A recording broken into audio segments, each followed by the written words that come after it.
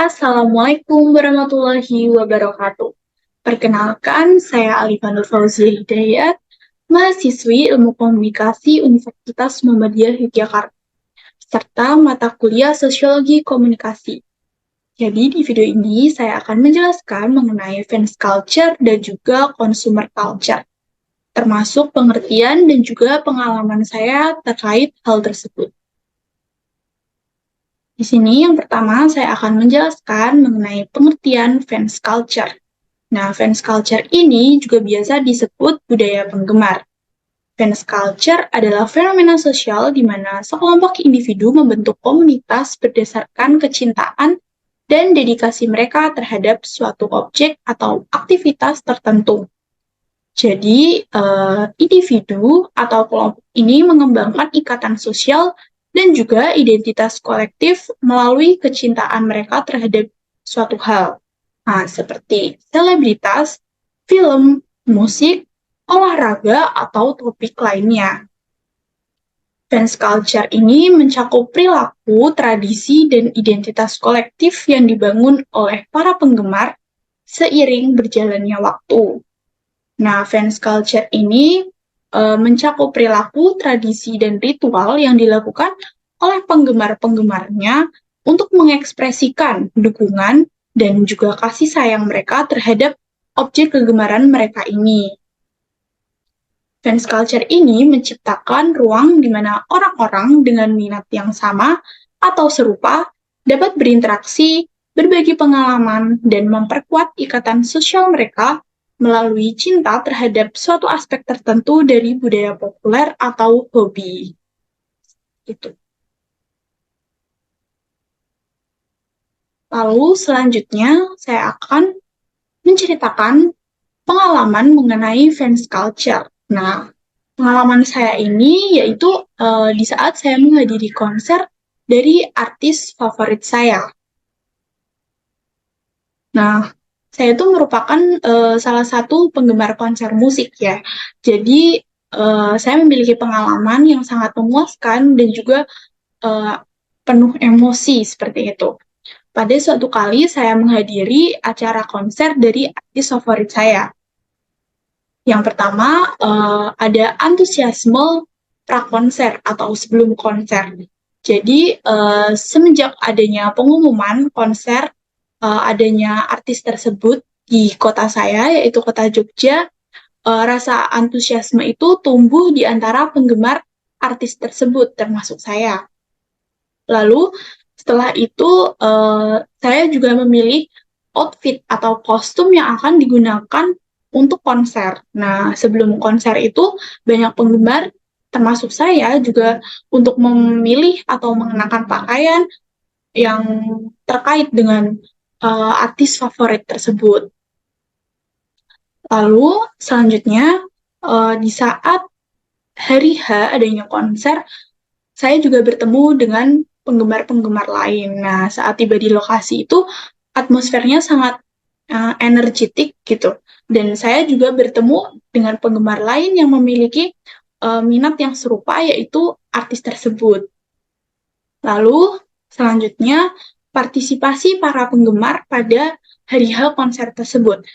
Saya juga termasuk berpartisipasi aktif ya dalam konser tersebut, seperti menyanyikan lagu-lagu yang dinyanyikan artis tersebut, bersorak, mengekspresikan kegembiraan bersama penggemar-penggemar yang lainnya, termasuk juga kita sempat menari bersama, seperti itu.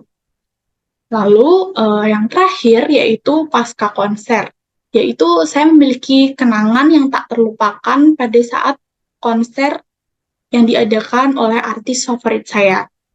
Setelah konser berakhir, saya meninggalkan tempat tersebut dengan perasaan kebahagiaan dan juga kenangan yang tak terlupakan. Nah, pengalaman ini juga menciptakan ikatan emosional dengan komunitas penggemar yang sama.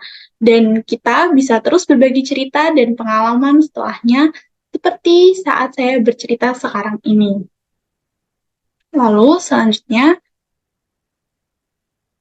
ke topik berikutnya yaitu tentang consumer culture. Nah, di sini saya akan memberikan penjelasan singkat pengertian mengenai consumer culture. Jadi, consumer Culture ini adalah cara masyarakat luas terlibat dalam proses konsumsi, yaitu pembelian dan penggunaan barang dan jasa. Jadi pembelian dan penggunaan barang dan jasa itu termasuk faktor faktor penting dalam kehidupan sehari-hari dan membentuk sebagian besar dari identitas sosial. Seperti itu. Dalam konteks ini, kegiatan berbelanja dan konsumsi tidak hanya dilihat sebagai upaya memenuhi kebutuhan fisik, tetapi juga sebagai cara mengekspresikan diri, penciptaan identitas, dan interaksi dengan masyarakat. Nah, fenomena ini tuh berkaitan erat dengan bagaimana masyarakat mengkonsumsi barang dan jasa, sejauh mana hal tersebut menciptakan nilai-nilai sosial dan bagaimana konsumsi itu menjadi bagian dari identitas pribadi dan juga kelompok. Jadi, consumer culture ini tidak hanya menjadi aspek ekonomi, tetapi juga mendalam ke dalam budaya dan juga sosial masyarakat. Kesadaran konsumen, citra merek, dan dinamika pasar semuanya itu saling berkait dan membentuk cara kita melihat dan mengonsumsi barang dan jasa. Seperti itu. Nah, selanjutnya di sini saya akan membagikan pengalaman saya mengenai consumer culture, yaitu tentang pembelian produk dari suatu brand melalui e-commerce atau online shop. Nah, jadi yang pertama itu saya melakukan eksplorasi produk. Nah, saya itu mencari produk di platform e-commerce favorit saya atau biasa disebut dengan toko oren ya. Dalam proses ini saya itu bisa melihat berbagai merek, jenis produk, dan tren warna yang sedang populer. Saya tertarik pada satu merek yang telah mendapatkan popularitas baik dari ulasan konsumen maupun iklan di media sosial. Nah, selanjutnya saya membaca ulasan dan juga testimoni. Sebelum memutuskan untuk membeli, saya meluangkan waktu untuk membaca ulasan dan testimoni konsumen tentang produk tersebut. Ulasan dari pembeli sebelumnya memberikan wawasan tentang kualitas, daya tahan, dan kepuasan konsumen. Nah, biasanya di e-commerce favorit saya itu terdapat kolom untuk melihat rating dan juga komentar dari pembeli sebelumnya mengenai produk tersebut. Seperti itu. Lalu selain itu saya juga melihat testimoni melalui media sosial lainnya, dan juga saya juga melihat apa ya, konten dari beauty vlogger dan juga beauty influencer lainnya yang mengulas tentang produk yang saya inginkan. Seperti itu. Lalu saya memilih warna yang sesuai dengan gaya saya. Saya melihat dulu variasi warna produk dan coba memilih warna yang sesuai dengan gaya pribadi saya. Dalam hal ini, warna lip produk juga mencerminkan bagian dari identitas dan juga ekspresi dari diri saya. Lalu selanjutnya sebelum men-check out, saya mengecek dulu kebijakan pengirimannya. Nah, jadi sebelum menyelesaikan pembelian, saya itu memeriksa kebijakan pengiriman seperti kecepatan pengiriman. Nah, kecepatan pengiriman itu dapat mempengaruhi kepuasan saya untuk membeli dan pengalaman berbelanja secara keseluruhan. Jadi saya melihat dulu akan menggunakan ekspedisi apa yang paling memungkinkan aman dan juga cepat sampai ke rumah saya. Itu. Setelah memutuskan saya akan menggunakan ekspedisi mana yang akan saya pilih, saya melakukan pembelian dan juga menggunakan kode diskon.